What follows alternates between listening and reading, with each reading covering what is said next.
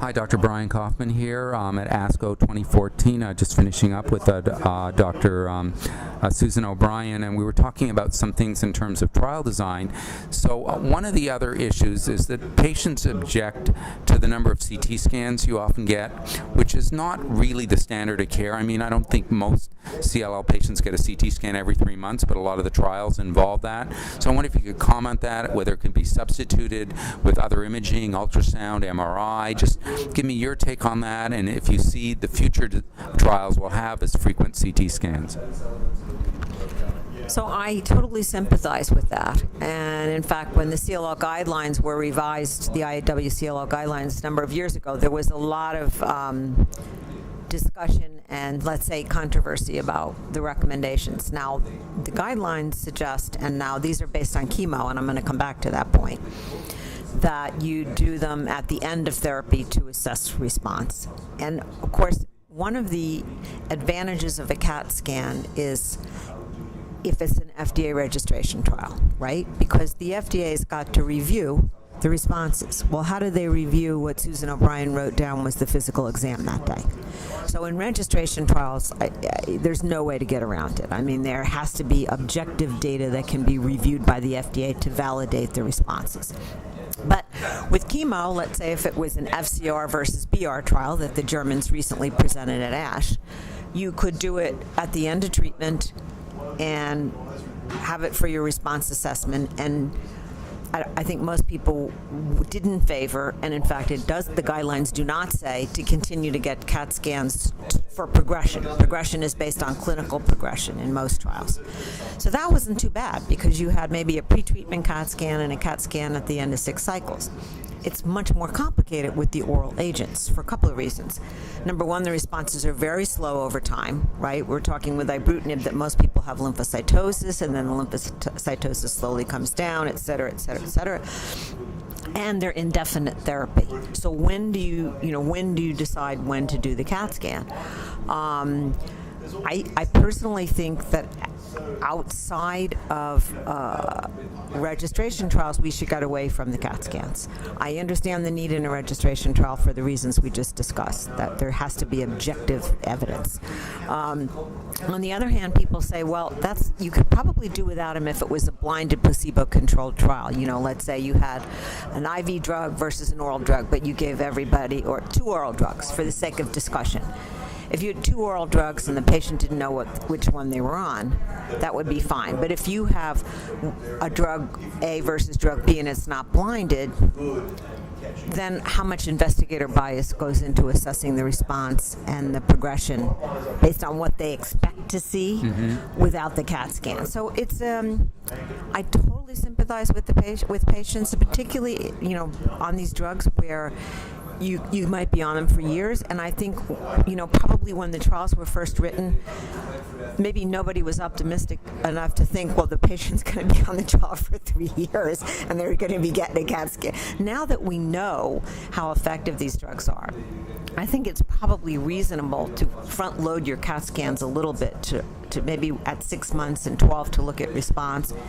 And then you just have to stop doing them so frequently, because I agree with the patients that CAT scans are becoming a major inconvenience, particularly when you're going to be on a drug for years. And how good is the other imaging? I know in Europe they use a lot more ultrasound, abdominal ultrasounds and pelvic ultrasounds to look at nodal disease. And I know MRIs can image nodes, not quite as sensitively, but probably clinically enough to know whether you've got a massive node or shrinking nodes. Do you have any experience or comments on that? I don't really, because as you know, all the trials have pretty much mandated CTs. My impression is that neither MRI or ultrasound are going to be sensitive enough. Like you just made the point, is it enough to know if the nodes are going down? I suspect so.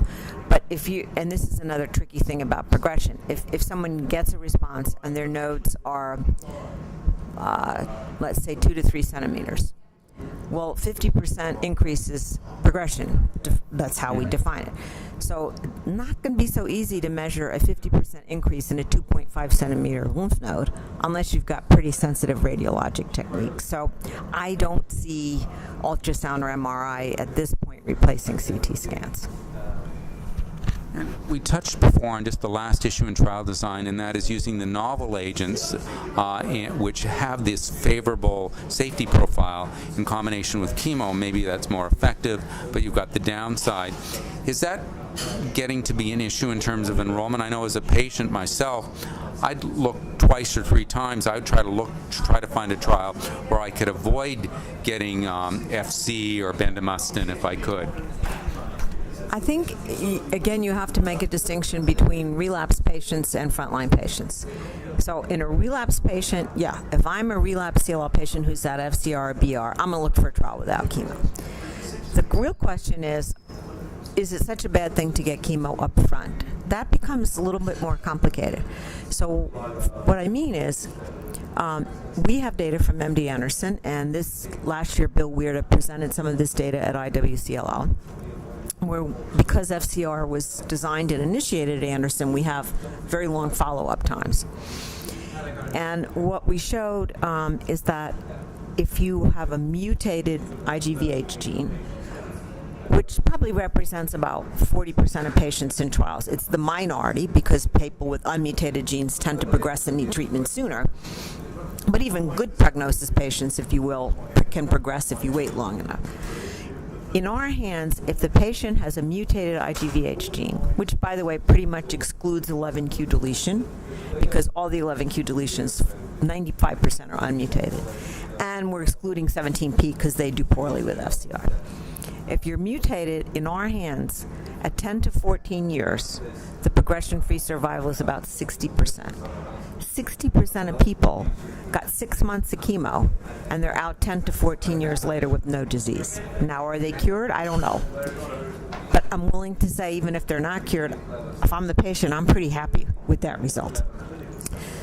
Are we in a position where for better prognosis patients, but the ones who do progress enough to need treatment, we just want to throw chemo out the window? I understand why we like to. It has short-term toxicity, namely myelosuppression and infection, and it has the not very common but very devastating late toxicity of treatment-related myelodysplastic syndrome, or AML, in a minority of patients.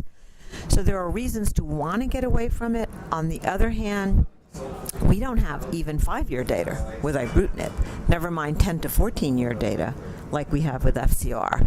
So I think it's becoming complicated. I understand the desire for a patient to take a pill that's really well tolerated and not chemo. But I think you have to weigh very carefully if you're a patient in that better prognostic group and now you need frontline therapy. Do I really, do I want to throw out the 60% likelihood that I'm in remission 10 years from now to go on this pill? So but I think in a relapse setting, I think once you've had chemo once, it's reasonable to go on looking for a trial. If you're somebody who you're having a hard time paying for the ibrutinib, looking for another novel trial like the ones we've mentioned, or going on a trial like the one I mentioned of IPI versus ofatumumab, where at least it would give you a relatively non-toxic antibody rather than a toxic chemo, and allow you to cross over if you progressed. But in the frontline setting, I think it's a much more complicated question. That's really great information. Is there anything else we know about these patients are likely to have the good response? We know that they're mutated. We know that they're not 17p. We know that they're not 11q. Do we know anything else about their FISH status or anything else that says, hey, I'm the ideal candidate for FCR. I've got a 60% chance of being disease-free down the line? The other thing that clearly predicts is being trisomy 12. And that's very interesting because that's not necessarily the best prognostic subgroup at diagnosis. One possibility, and this is a hypothesis for why FCR might be so effective in patients with trisomy 12, is they tend to have an aberrant phenotype in that they have very intense CD20 expression. So it may be that a chemo-immunotherapy with an antibody such as rituximab has an even better effect on those patients because of their intense CD20 expression on their CLL cells compared to other patients with CLL. But clearly being mutated and trisomy 12, you're highly likely to be in that plateau on the curve. Well, thanks very much. Any final thoughts or any reflections on ASCO 2014 you want to share with the patients? Well, I think we just continue to get more follow-ups and good news about these novel agents. ABT-199 was updated, and data was presented on SYK inhibitor from Gilead.